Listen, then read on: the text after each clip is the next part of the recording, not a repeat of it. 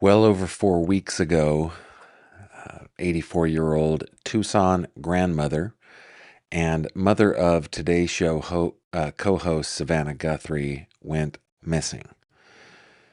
The likelihood that Nancy Guthrie is still with us is very low, but we've got to remain hopeful that she is. And today I've had a conversation with Jen Coffindaffer, who is a friend of mine and a retired FBI agent and podcaster. She's awesome, bad to the bone, and we talked about this case. I'm going to share that with you, along with a couple of other things. Stick with me.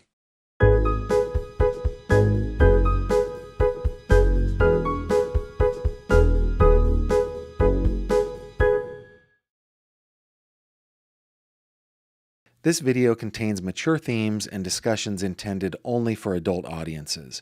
Viewer discretion is advised. Hello there, my friend. Welcome back to another true crime conversation with me, Gavin Fish. If you're into true crime and you like to cut past the sensationalism, the fluff, you found the right place. And boy, am I glad you did.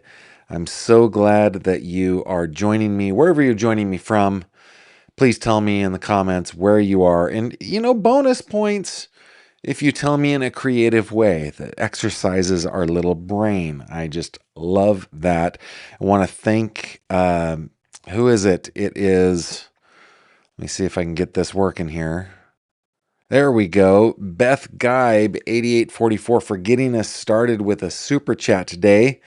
Thank you very much, Beth. I deeply, deeply appreciate the support that you guys give me. You guys are awesome. Okie dokie. We are talking about the case of Nancy Guthrie. Nancy Guthrie, as I said, 84-year-old grandma, Savannah Guthrie's mom, last seen on January 31st. She did not show up for church on February 1st. Family came to check in on her, found a crime scene, called 911. They saw that it was a crime scene, and then this whole kind of snafu began. So many things have happened. And it's very difficult to know, it's very difficult to know. I personally don't think that after the conversation that I had with Jen, I'm coming around to the side that I think that the people that were sending in ransom notes, have nothing to do with this case. But now, maybe I'm putting the cart before the horse here, because I want to share with you the conversation that I had with Jen earlier today, and we're going to get your comments along the way. So get your thumbs ready on those phones to comment your thoughts with what Jen is saying in the conversation that I had with her earlier. I really, really, really want to hear your thoughts on this, but I'm coming around to the idea that this was not a botched burglary, that this was not a ransom. This probably, I think, had something to do with either Nancy or her children. Like this was a get even kind of a thing. Like, that's what it kind of feels like to me at this point. Let's see who is checking in. We got Salisbury, Tennessee in the house. Thank you very much. We've got Seattle or St. Louis near Heavenly Mountain, watching from the Garden State. By the way, Zach Braff's Garden State is one of the funniest movies I've ever watched. It's so good. The Sunshine State is in the house. Circle City is here. Statesville, North Carolina. Thank you for being here. The Driftwood lover is not far from the St. Valentine's Day Massacre. Cornfield Heaven, Valparaiso, Indiana is here. The Keystone State, my adopted home state. Jefferson, Texas, not terribly creative, but an awesome place nonetheless. Thank you very much. Daytona Beach is here. Sweden, middle of the night in the house. Thank you very much. Kentucky is here. Jennifer Coffindaffer. You know what? I need to go back to the description and link her in there. I can't believe I forgot to do that before we started. Wisconsin is in the house. Marie, thank you, Marie. It's good to see you. I live in a city where Sloss Furnace National Historic Landmark. Wow. Very cool. Jersey Coast is here. Did they do a blood analysis on the sidewalk blood? Couldn't they identify if it was her nose, mouth, or somewhere else? I don't think that they can identify where the blood originated in the body. Maybe I'm wrong on that. Uh, but I think they did do an analysis and found that that was her blood. Um, Tennessee is in the house. Erie in the Keystone State is in the house. Thank you guys. Thank you all of you, and I deeply appreciate your super chats there as well. Thanks, guys. We got a goal to get 10 of those by the end of the old show, which I hope happens because boy was February a hard month. Oh, one more came in. Goodness, let's see. From the Roz Rodriguez, looking great, Mr. Fish. Glad to be back after eye surgery uh, and treatment on the other eye. I can see. Glad. I'm glad for you, Roz. Love the chat too from South Texas. You are here. Thank you, Mooney. Thank you very much for that super chat as well. You guys are awesome, awesome, awesome. Okay, without further ado, Jen Coffindaffer, by the way, is a retired FBI special agent. She's also a podcaster. I'm going to get the links in the description before while this is going. Okay, but I want you guys to be prepared with what it is that you think she has to say. Let's bring this up over here. Gavin, push the right button. There we go. Please remember to put GF in your comments while if you want me to read the comment here on my side. And without further ado, let's go ahead and get it started. I'd like to welcome Jennifer Coffindaffer back to the program for the second time. It's been a while, Jen. Welcome back. Thanks for coming. It has. It's been a while. We did such a fun show. When I say fun, it was involved all about Ellen Greenberg. I don't know if you remember that. That was back in the Yeah. day. Oh my And goodness. Yeah. that So, that show was great, I think, because just trying to bring light to her situation. And you did such a great job of really opening up that door. And many of us ran right through it, as soon as we knew about the case. well, I'm glad that so many people did. I can't claim to be the OG on that one. That belongs to Stephanie Farr at the Philadelphia Inquirer. She was the one that really got it going. And when I started to research, I really leaned heavily on her. So I'm glad that so many people kind of picked up that torch and ran with it. I just talked with Sandy yesterday. She had just had her 70th birthday and was celebrating. It's anyway, special family. Hey, so the nation is captivated right now by this case out of Tucson, the missing grandmother, 84-year-old Nancy Guthrie. She happens to be the mother of Savannah Guthrie, who is the co-host of NBC's Today Show, which I'm sure is the reason that so many of us started watching this in the first place. But once we got to know the case, this one's a doozy, is it not? It really is. I mean, I think the reason it's captivating is everyone has a grandma. Everyone has somebody they know that is elderly. And to think that you could get snatched out of your bed like this is just, I think, for all of us. But then you add to it this mystery.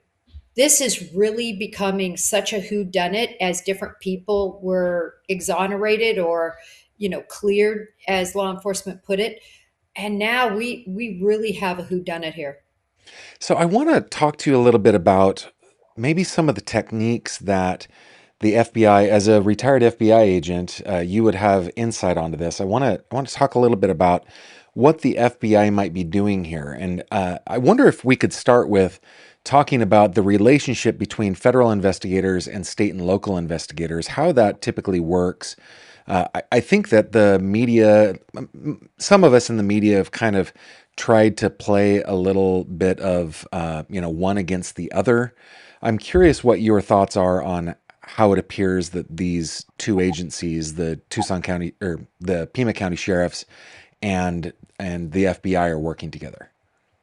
Well, it's been a little disappointing, quite frankly, to see social media and mainstream media, in some instances, just lop on this notion that they don't get along, that they are holding evidence from each other. I mean, there's really zero evidence of that. Yes, there's some source reporting. There's, purportedly, that there's issues. But this is what I know. What I know is that anytime you have a local jurisdiction who has primary venue for a case, which initially the Pima County Sheriff's Office did, and then you have the assistance of the FBI gets involved because they have so many resources, so many more bodies. Of course, there can become a situation where at some point, does the FBI have primary jurisdiction?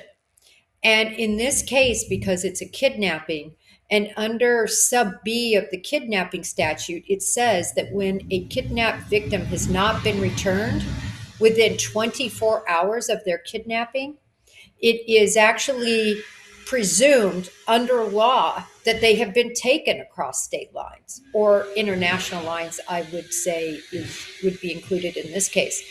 So therefore, now you have the FBI saying we've got 100 agents on this. We have the full force of our analysts on this deal.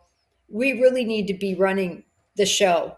And I think that also the taxing nature of having all these Pima County Sheriff's Office officers running down leads and not doing their normal duties.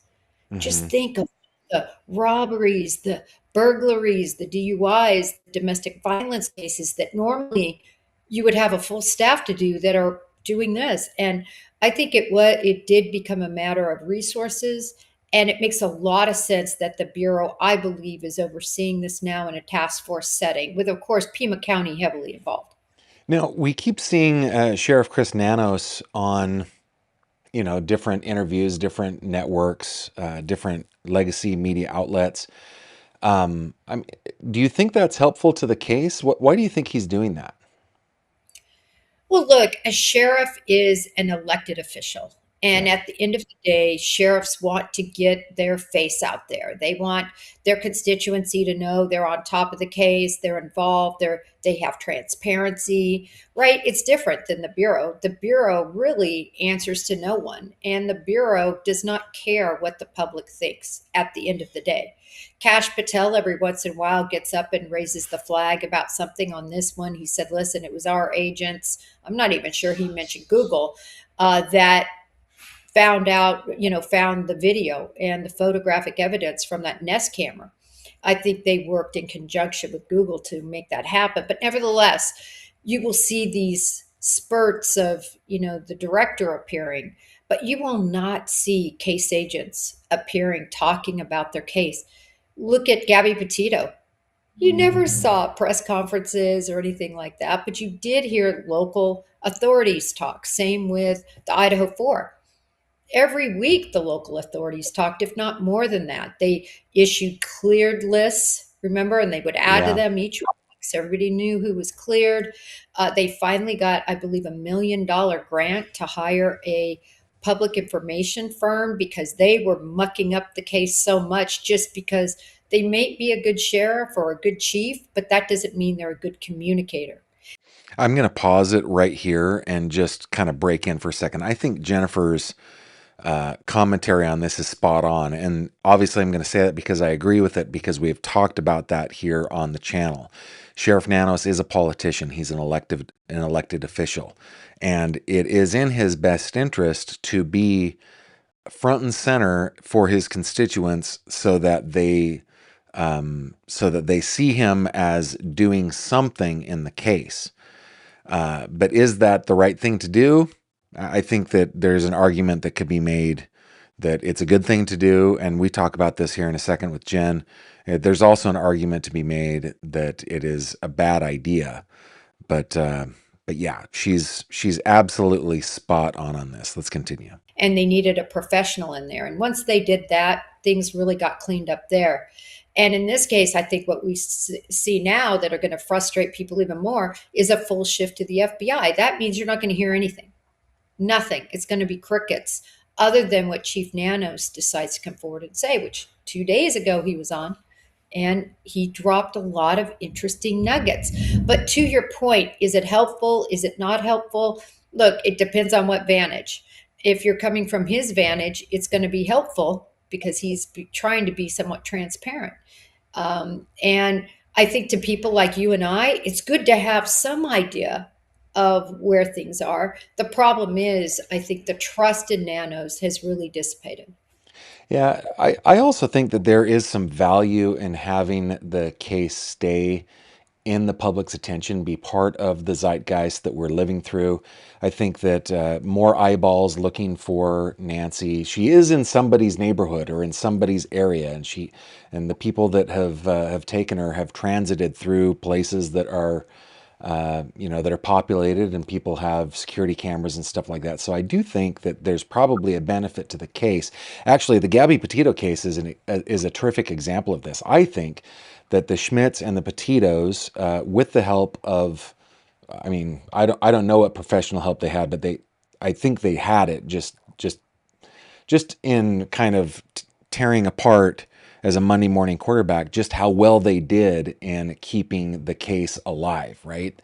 So, and the fact that we've got Savannah Guthrie on this, a seasoned journalist, seasoned commentator, and member of the media, she's doing a terrific job. I think I don't want to call them stunts, and because that minimizes what it is, but they are planned, right? When she and her brother and sister went out in front of the house to the little makeshift memorial, the cynic in me would call that a stunt, but that keeps the cameras rolling. It keeps the eyes of the world on it. It keeps makes it more likely, I think, that somebody will see something and say something eventually. What do you think? Well, I will say this because I believe they are getting ready to go back and take possession of the house from everything we've seen. We've seen a locksmith out there. We've seen the new security system put in. We've seen additional cameras. We've seen a lot of, and they've actually come forth and said they're trying to get it back in the hands of the family, right? Which makes all the sense in the world. Um, but to your point, 100%, the more people that see action and see Savannah and see those poignant moments are going to be more interested because as things get, and I'll call it this, that case is red hot. There's nothing cold about it. But as it gets sort of cold in the media, meaning the media is losing interest because they don't have any nuggets to report, it's important to keep Savannah's face, Annie, Tommaso, some, and Cameron, some interest in this case in the public view, even if it's just sentimental and not factual or helping solve the case. Yeah.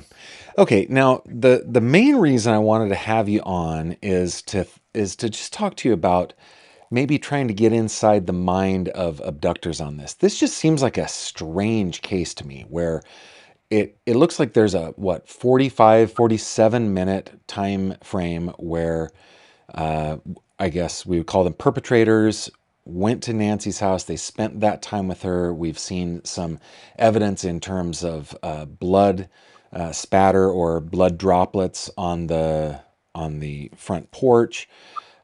It even the weirdness of where the holster was positioned on, like it was an outside appendix carry. It was the strangest thing, right? I'm trying to get into the mind of these abductors. Was this always kind of a ransom thing, or was it, or was the ransom, imitators and people trying to just throw investigators off? I mean, what does the FBI and what do investigators do from the beginning on this when we've got just such a strange case? First of all, it's weird to have an 84-year-old woman taken from her house, right? This is just strange all the way around. If we could get into the mind of the abductors, of the perpetrators here, what are some of the things that you would do to do that? Well, first of all, you're right. This is a huge outlier. In fact, I was able to find another case that actually just occurred also of an 80-year-old woman in South Carolina who was kidnapped, taken, and then murdered several hours later. That abductor spent over an hour in her house, ate pizza, left his DNA all over that. But that was a bit different because that case was actually that abductor ended up stealing a van before going to her house. The van broke down, and so this was a crime of opportunity. He went into her garage to steal her car and was confronted, ended up abducting her after I said he spent over an hour with her, took her, drove her across state lines, then back over into South Carolina, and then put a bullet in the back of her head. Oh, So, but he was not masked. He wasn't covered. He knew that she could identify him. So that was, in some ways, when I first saw it, I thought, oh my God, this is the case. This is the case that's going to help me with motive. But obviously, it doesn't help us with motive because this was not a burglary. It's so interesting because now I think as the days go by, we can say what this is not. What this is not is a burglary gone bad. You would not burglarize this 84-year-old woman. You burglarize in the day. You burglarize when you can get away with it. You go in, you go out. You don't have a full backpack. There was nothing about this that smelled of a burglary. That's out in my book. Secondarily, you look at the ransom situation. Well, that ransom note came in 3 days later. It wasn't given to the family. It was given to the media, which is the last place, if you are a true gangbanger, cartel member, abductor, it's the last place you wanted to go.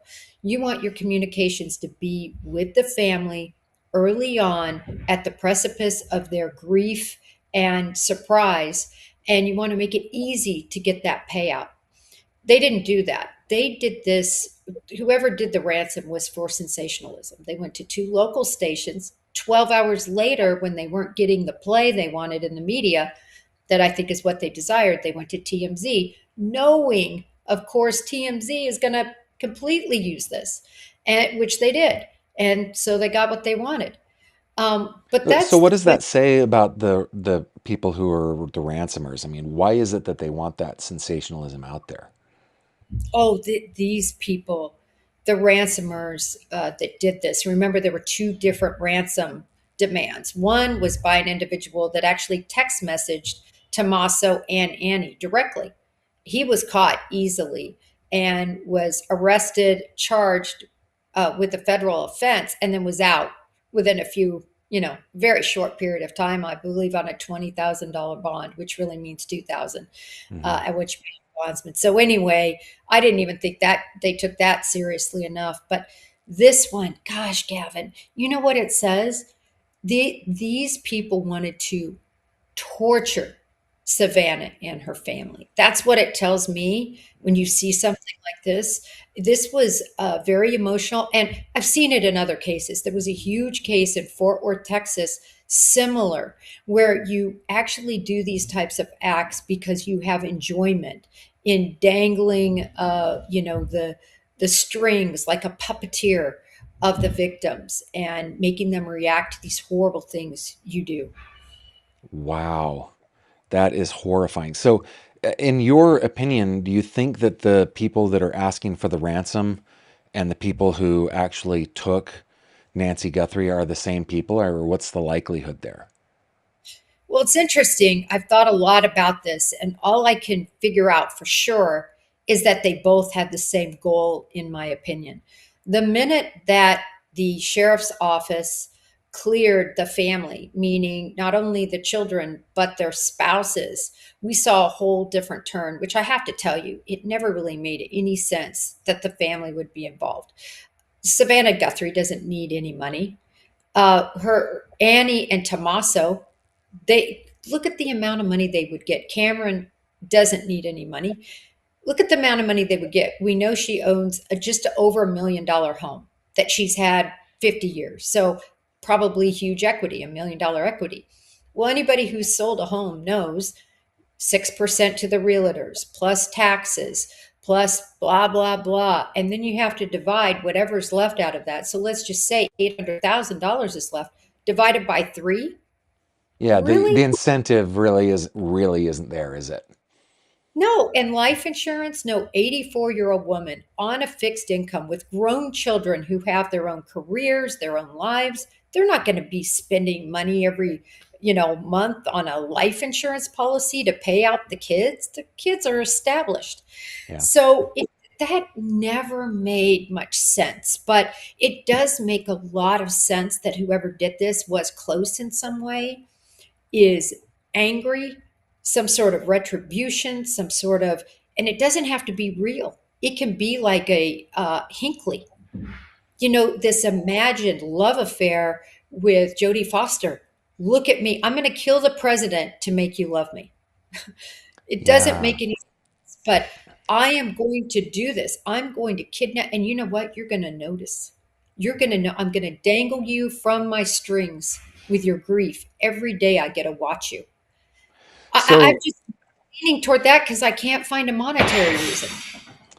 I mean, that's what this is. These are the kinds of thought exercises that investigators are going through right now, right? Like, I know that in court, for example, you don't need to prove motive in these cases, right? If they were to find the person and prosecute the person, they don't need to prove motive.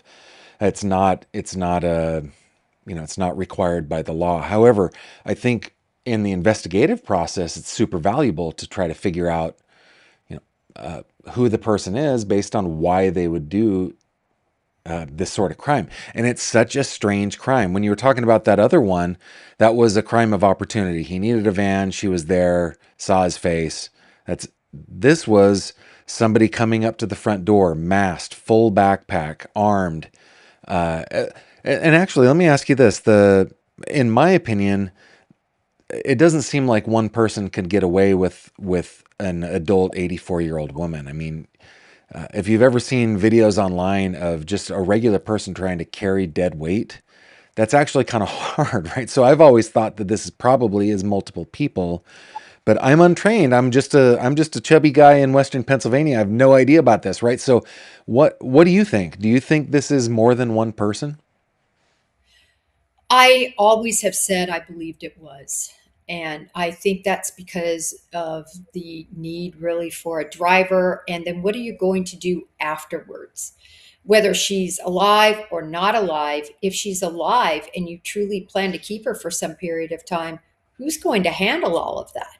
I mean, you can't be 24/7. You got to feed, you got to handle. So this is a two-man job. And back to your point about carrying weight around like that, that's not cooperating, that's not walking. I actually did a video on that, how difficult it is. I'm 110 pounds. I'm 5 foot 1 3/4, not even 5'2".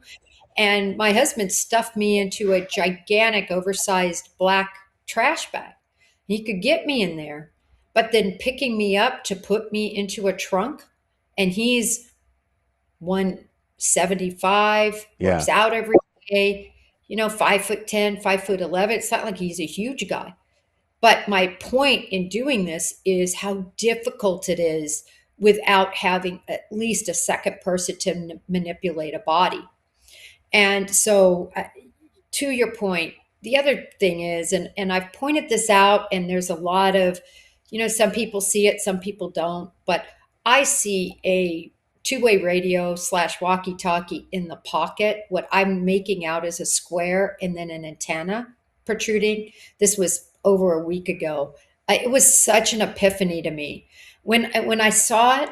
I was cutting this up with some of the people from my team. I'm like, oh my gosh, this is an epiphany because you don't, two reasons. You don't have a two-way radio. Let me just break in here real quick. I need a reminder from Javi. Javi, remind me to let's take a look at the pictures after we've finished this with Jen and see if we can find what she says she saw, which was like a square outline in a pocket and maybe an antenna coming out.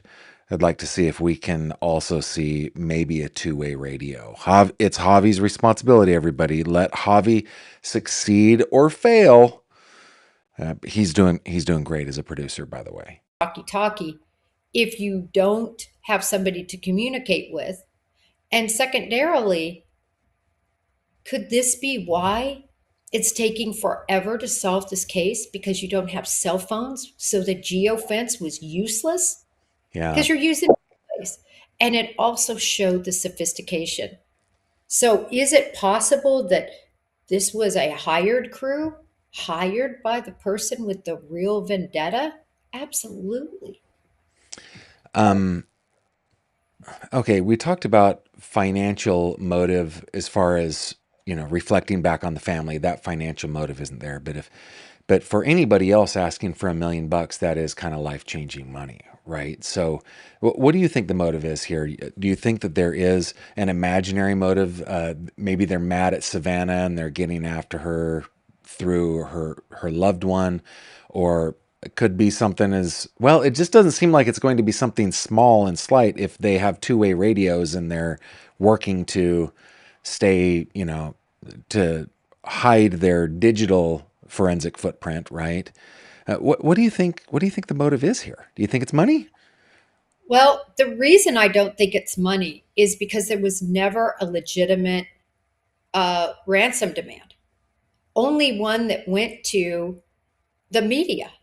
And it was 3 days late. It was after law enforcement was crawling all over it. This is not how the cartels operate or how anyone making a ransom demand would operate. And also, I would argue that anyone who has made the decision to kidnap an 84-year-old has made a decision to kill the 84-year-old, because the 84-year-old, the chances of them surviving such a situation, picked up, likely thrown in a trunk, with heart problems, with a pacemaker. I mean, and I think that the person well knew who this was and issues they had. Doesn't make a lot of sense. It makes more sense to me that the motive was not really abduction, but was probably more likely hurting her and hurting this family. Now, who is the target of the wrath? Is it Savannah? Is it Annie and Tommaso? Have they upset somebody? Has Cameron? The military man, is he somehow? We don't know. Or was it Nancy herself? Remember, Nancy is extremely political. And Mm. we know the craziness that I tell you, one of my sisters and one of my brothers became very estranged, not because of politics exactly, but because they are very, very, very left when it comes to politics. And I stay out of politics, but I do have right leaning philosophies, like about immigration and about crime. I think when you've committed a violent crime, you should be kept in jail. I don't think you should be able to bond out. So we have very different feelings on some of that. And I tell you, it took a long time for us to come back to center and Yeah, say, listen, you can have differences, don't need to hate each other. And so you wonder about that. you're right. We do live in a time where, like I've told people on my channel, I've got in my church congregation, two guys that have known each other for like 55, 60 years, have been friends this whole time until like the last couple of years. Now they just won't even talk to each other. And that's just an indication of kind of where we are. Uh, and I keep my show politics free specifically because everybody has their opinion, right? And I love everybody right, left, and center. But we do live in a place or in a time where we really are bifurcated. So these are the questions I'm sure that the investigators are asking, right? Who is the actual target here? And yeah, your thought about anybody willing to take an 84-year-old grandmother with heart problems is also willing to kill her, for sure. That rings completely true to me. So what, we're 4 weeks, we're more than 4 weeks. This happened on her, she was last seen on January 31st. So we're well into the 5th week on this. What are investigators doing now? What are steps that they're trying to do now? Well, the biggest steps they're doing are trying to evaluate a lot of this video surveillance. They're trying to find vehicles that are passing by this area that were at the Circle K, as an example, or the lights that were in and around her neighborhood. They are poring over that, and that is tedious. It's difficult. It's going to take dozens of analysts a long time to be able to second by second go through that footage from this general time frame. In addition, they're going to be looking over everything that was said by witnesses. And remember, there were at least 2 canvases done, not only in Nancy's neighborhood, but in Annie's neighborhood. And of course, I believe that's because she could have been followed.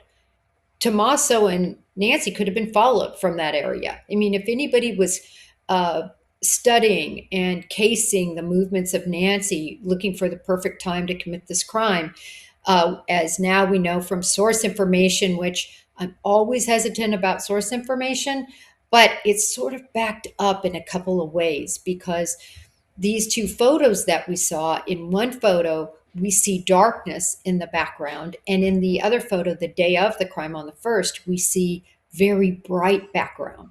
When you look at that, it shows me a moon difference because this was in a light pollution free neighborhood. So that moon difference, as an example, on the first was a full moon.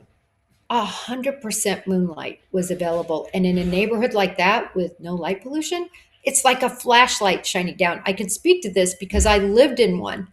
And it's crazy. You walk outside and it's like a Dances with Wolves scene. You look up and it's a black sky with sparkles, which you don't see unless you live in one of these neighborhoods. Yet in the other photo, that again they're saying is a different day, intimating that this person surveilled and gave it a test run.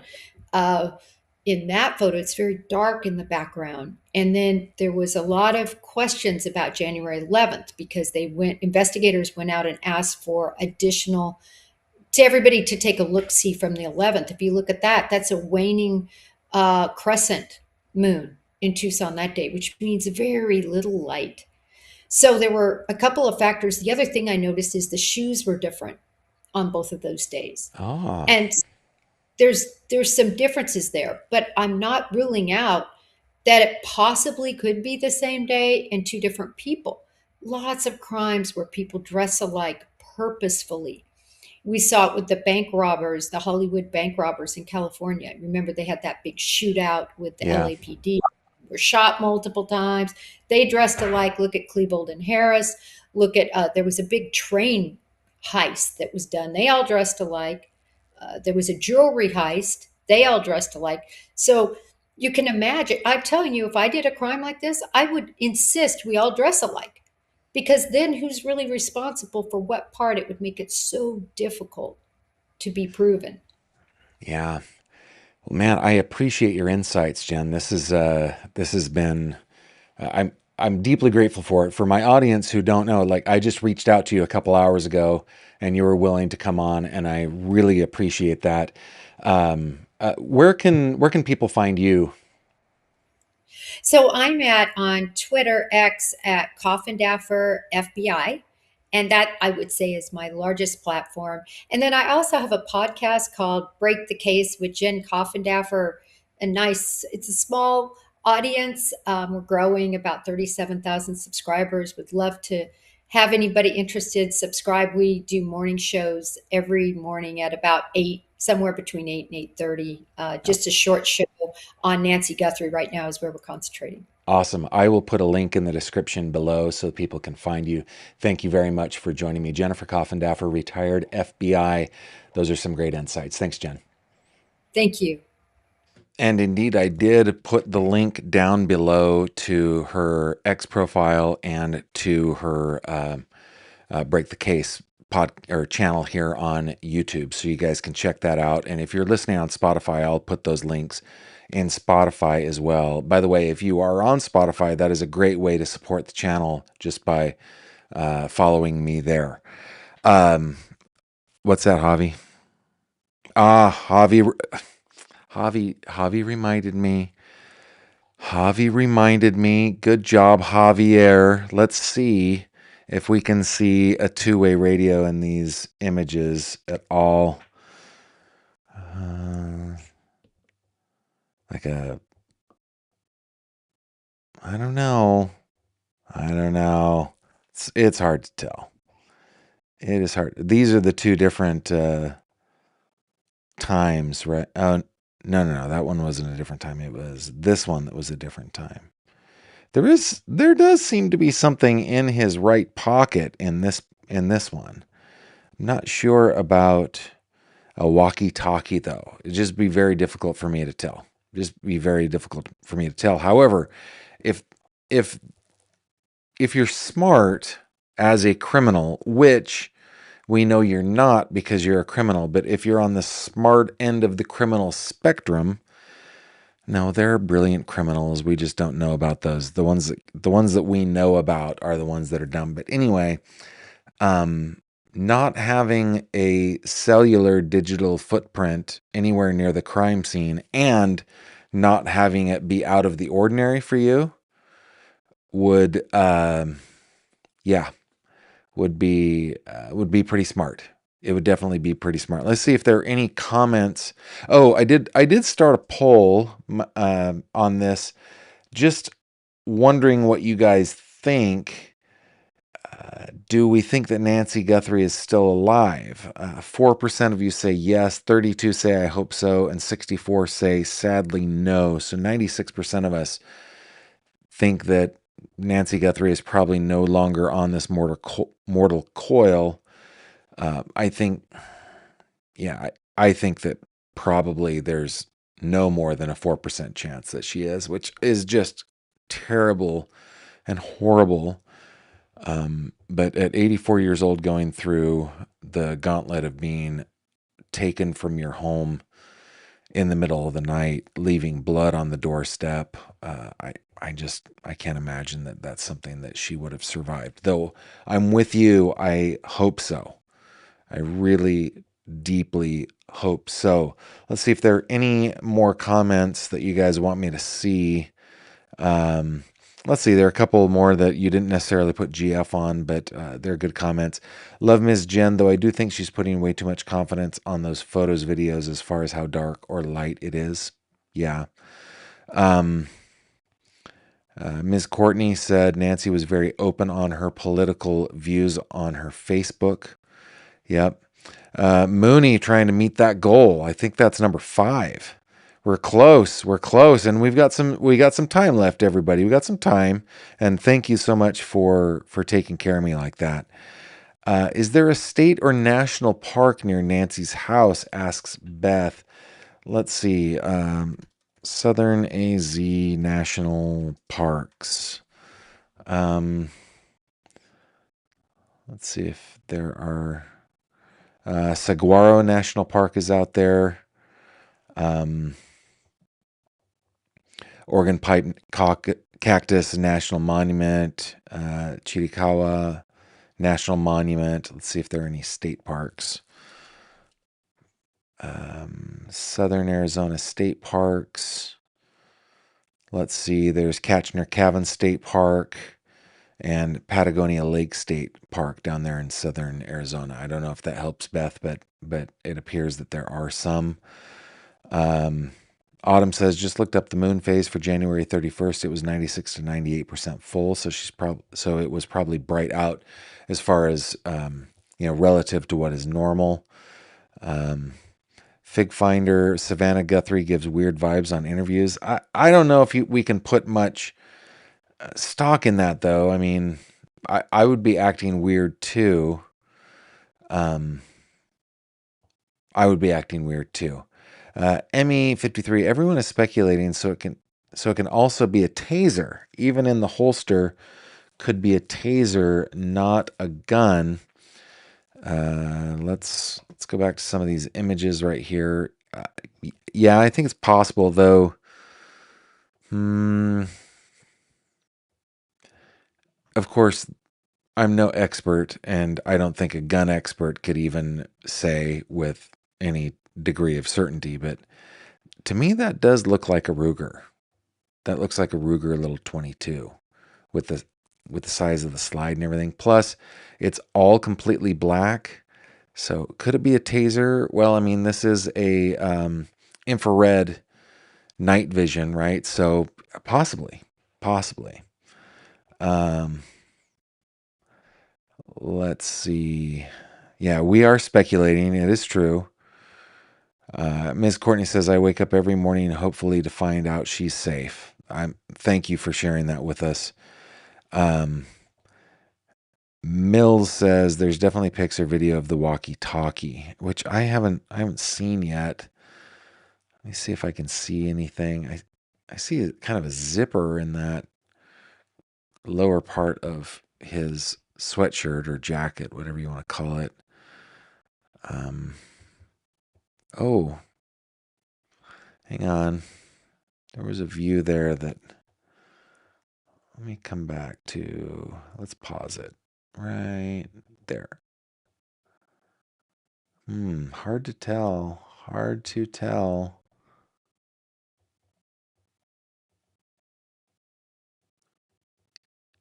Yeah, hard to tell. I don't know. I don't know. You guys are all so terrific. Let's see.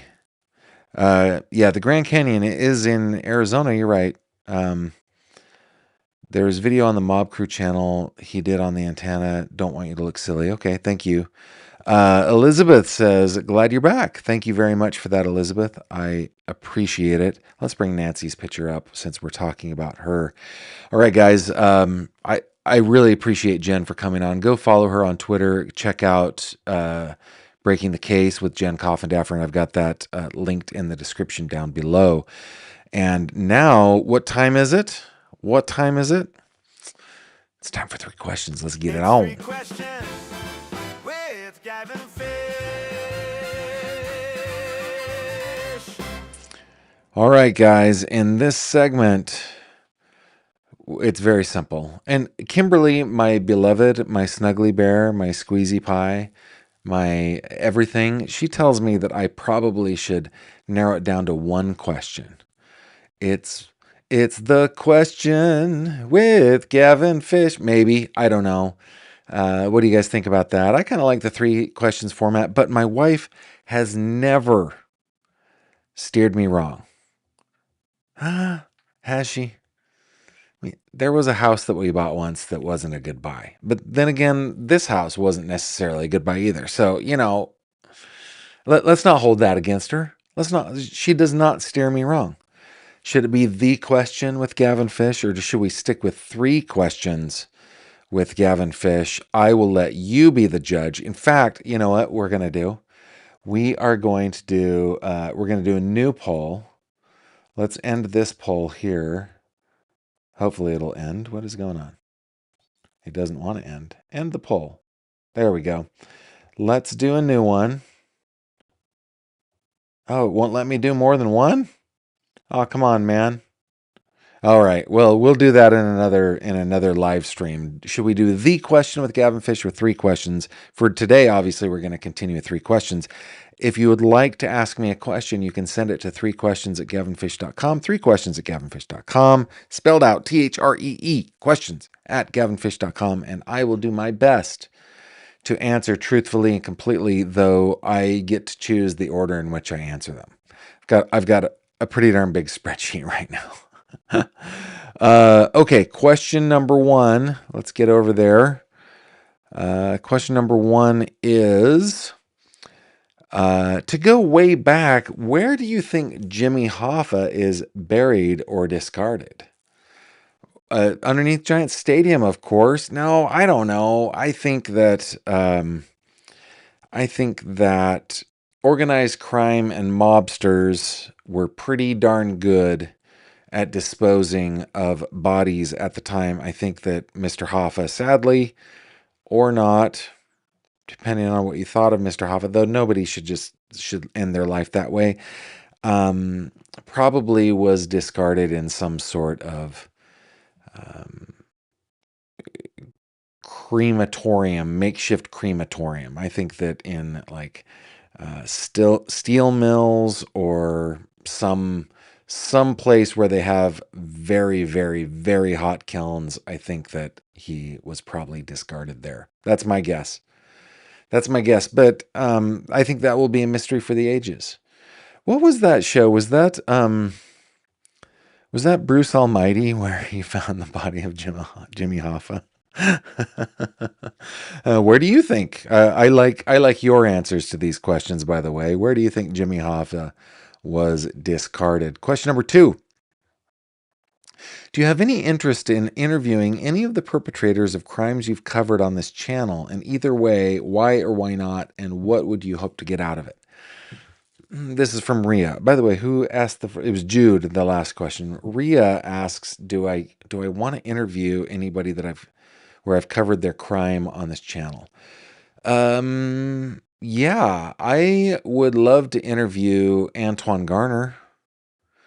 I would love Antoine Garner is the person I think is most likely responsible for the death of Amanda Winkowski. You can find her case on my website, gavinfish.com. There's always a link down in the description. I think I would love to talk to Sam Goldberg, and I would be Keith Morrison about it. I would repeat back in like disbelieving and sarcastic ways his answers. So you didn't murder Ellen Greenberg? And I would do something with my eyebrows.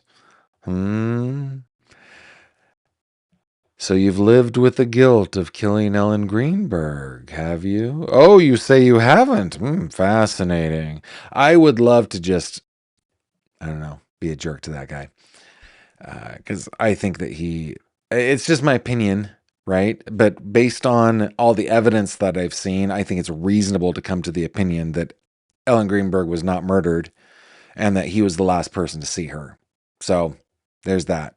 What would I get out of it? Personal satisfaction. I don't think that I have any training in order to get any type of, new information out of them that I didn't have before, any type of confession.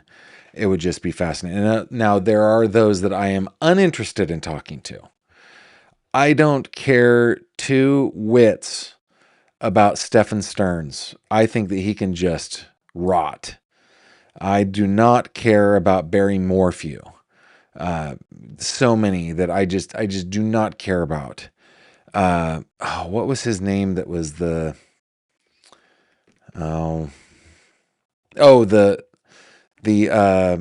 the dill holes and idiots that had the terrific idea of dropping an anvil out of their pickup truck to kill Veronica Butler and Jillian Kelly. I don't want to talk to them. I do not want to talk to the good pastor, J.P. Miller. No, I don't care about those folks. I don't care about Brian Walsh.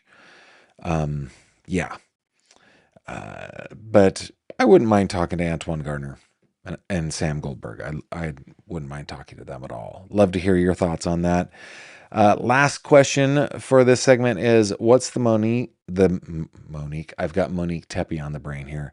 What's the most unique pet your family had when you were growing up as a kid? This is very easy to answer. The most unique pet we ever had growing up as a kid was a dog. We didn't have, in my childhood, we had two pets, Copper and Boomer. And Boomer was the son of Copper. And that was it. Now, our children can say differently. We've had rabbits, we've had chickens, we've had mice, we've had snakes, we have had parrots, we have had dogs, we have had cats. So my children can definitely, I think out of all the pets that we've had, maybe my favorite, just in like having a pet, was our house rabbit. Our first house rabbit, her name was Rosie. She was terrific. That was pretty cool. But we didn't have unique. Now, we had animals that we cared for, right? That we really loved. Like when I was a kid, my nickname to my brothers is I'm named after a cow that I particularly liked. That cow was the coolest animal. I loved her and spent many an hour upon her back, riding her to the milk shed and back, or the milk barn and back. I loved that cow, and Yeah. Not really a pet, though, and not ours. That cow belonged to a neighbor farmer, and I just happened to be an amazing cow wrangler. No, she was awesome. She was the leader of the herd, and she would not move past me until I hopped on her. Then off to the barn she would go. And then as we traveled back down to their field, she would not go any further until I hopped off in the same place where she picked me up every day. So, yeah, that's I loved that cow. That was a great cow. All right, those are your 3 questions. Now, why don't we head on into headlines while you answer those 3 questions? True crime headlines. Pow, okie dokie. Guys, I have kept my eye on the Corey Richens trial today. Let me bring that up on the screen. This from KUTV.com, written by Derek Fox and Brian Schnee. Attorneys focus on insurance policies, beneficiaries, and murder trial against Corey Richens. On this one, unlike Nancy Guthrie, at least in the opinion of Jen Coffindaffer, this one is about money. Dateline, Park City, Utah. Life insurance policies and divorce were the topic of debate on Wednesday during the ongoing murder trial against Corey Richens, the Utah mother and children's book author, I think is what they meant to say, accused of poisoning her husband with a lethal dose of fentanyl. Lethal meaning could kill a herd of elephants.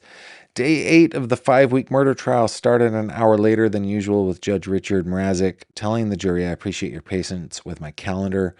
Once seated, state prosecutors started quickly. Excuse me. Oh, Gavin, you've got something just for this. There we go. There we go. To cover up my yawns. It's not tiredness. It is I'm not breathing properly, right? Okay. LaShonda Rogers of New York Life Insurance Company to review life insurance policies. Rogers noted there was a beneficiary change on a policy belonging to Cody Wright, the business partner of Eric Richens, Corey Richens' late husband. The beneficiary changed from Eric Richens to Corey Richens before going back to Eric. No, it went back to Cody. Okay, over the course of a few days in January 2022. Rogers said it appeared Corey was the one who had been managing the online activity since it was her email being used. Defense attorneys, however, argued that anyone could have been making changes. Yeah, trying to plant those seeds of doubt using Corey Richens' email, and later confirmed that after all was said and done, no actual changes were made to the policy. Yeah, so it's all about the money with Ms. Corey Richens. We will keep our eye on the case. Now, Emmy, you will be happy to hear, yes, indeed, there was a hearing for Ashley Buzzard, but she was absent from the court hearing for the second time, according to Catherine Herndon at KSBY.com. A Vandenberg Village mother charged with murdering her 9-year-old daughter last year was absent from her latest court hearing. Oh, dang it! Okay, in a Lompoc courtroom Wednesday morning, it was stated Buzzard 40 had filed a refusal to appear due to being sick. It's the second time hearings of her case have been held without her being present. She was also absent from her hearing last month for the same reason. Santa Barbara County Superior Court Judge Stephen Dunkel told the court that if Buzzard does not show in her March 18th preliminary hearing setting, an extraction order will be issued, which will give authorities permission to remove Buzzard from jail to attend court. In court, Buzzard's public defender also stated she is still waiting on additional evidence from the Department of Justice. So that is where we are on the Ashley Buzzard case. And there's more to the article. I'll put a link in the description. Last headline for the night that I want to bring to you is from the New York Daily News. They are quoting Newsweek, I believe, but I do like how they frame the article, so we're using this one, written by Jamie Gans. Headline says, Reiners were warned not to let Nick live at home before the murders. Jamie writes, Rob Reiner and Michelle Singer Reiner were cautioned against having their adult son Nick living in their home shortly before authorities say he killed his parents in cold blood, according to a new report. Dang it, Gavin. Okay, the 32-year-old middle child of the late couple, who also shared son Jake, 34, 28-year-old daughter Romy, pleaded not guilty last month to 2 counts of first-degree murder in the December 14 deaths of the When Harry Met Sally director, 78 and 70-year-old photographer. Quote, the medical staff warned Rob and Michelle not to let Nick live at home until he got his medication straightened out, a source told, not Newsweek, US Weekly, in this week's cover story. In addition to battling substance abuse since his teenage years, Nick, who was staying in his parents' guest house at the time of the killings, was in a mental health conservatorship from 2020 to 2021. He's reportedly been diagnosed with schizophrenia or schizoaffective disorder. Blah blah blah. And we've covered the case at length here on the channel. If that is the case, that medical staff did indeed tell Rob and Michelle that he shouldn't live at home, then that just makes it all the more tragic. And those, my friends, are your headlines.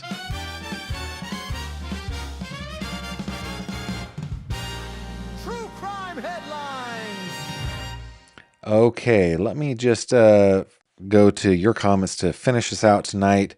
Ohio Palm Mom, extra funds for your good helpers. Thank you very much for that super chat. Deeply appreciate it. Let's see. Mooney says, I like 3, but what do I know? I like 3, but what do I know? Not sure what. Oh, you like 3 headlines. Yeah. Okay. Diane Ferris says 2 questions. 3 questions, says Christine Meadows. I don't know. Mooney says Hoffa was poured in a concrete foundation, perhaps. Yeah. Sharky Sharona, some awful cases. Thank you very much for that. Autumn says she had 2 hermit crabs. Emmy says they had geckos. Let's see. T-Square, late to the chat from the home of the 88 Winter Olympics. 88. Where was 88? Was that Lake Tahoe? Was that Squaw Valley, or was that 80? I can't remember. Thank you for being here. I appreciate it. Emmy says she did not have pets. Archangel says they had chickens. Noise. Mooney says, I would not like to interview Adam Montgomery. Ever. Very, very good. Emmy says the Reiner case is tragic. Yes. That is true. All right, guys, we will be back tomorrow, 6:00 p.m. Eastern, right here on this channel to continue with our next true crime conversation. Of course, we will keep our eye on the Corey Richins case, and there are plenty of other things that are happening in the world of true crime, so we will continue to do that. Please, let me just do a quick pitch for those of you who are sticking around to the very end. If you go to my website, which is gavinfish.com, very easy to remember, you can go to the description down below and you will find it. There's a page that's the support me page. Guys, I don't know what has happened, but I've been talking with everybody not everybody, but so many of my friends in the true crime world, and our what they call RPM has just crashed. Revenue per 1,000 views. It has just crashed. And in addition to that, so have the actual views, at least on my channel and several other channels. And so I deeply appreciate those who gave super chats today. There are other ways that you can support me here, listed on the support me page. Thank you to those of you who do that. And also, please scroll down to the bottom and remember that Autumn deserves a coffee or two for being our chief chat wrangler as our lead moderator. You can click on that button to support Autumn. If you're always cordially invited to click on this little fishy up in the upper right hand corner of the website. That will take you to the fish tank where me and about 6,000 friends hang out on Facebook.